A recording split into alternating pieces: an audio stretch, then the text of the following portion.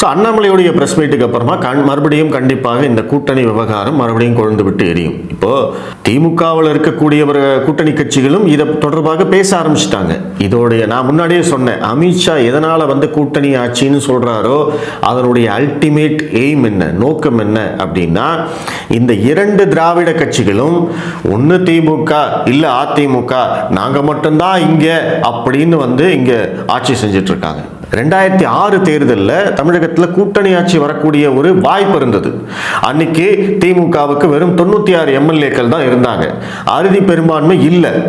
கூட்டணி கட்சிகளாக இருந்த பாமகவும் காங்கிரசும் அவங்களுக்கு ஆதரவு கொடுத்தாங்க.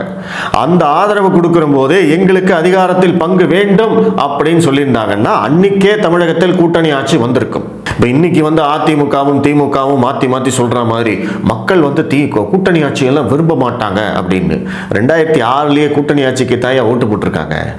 அன்னைக்கு பாமகவும் காங்கிரசும் ஏமாந்த சோனகிரியா இருந்தாங்க. அவங்களுக்கு அதிகாரத்தை கேட்டு பெறணும் அப்படிங்கிறது தெரியல. அதனால கலைஞர் கருணாநிதி தன்னுடைய சாணக்கிய நரித்தந்திரத்தால அவர் மைனாரிட்டி ஆட்சியாக இருந்தாலும் அதிகாரத்தில் பங்கு கொடுக்காமலே ஓட்டிட்டாரு 5 வருஷத்தை.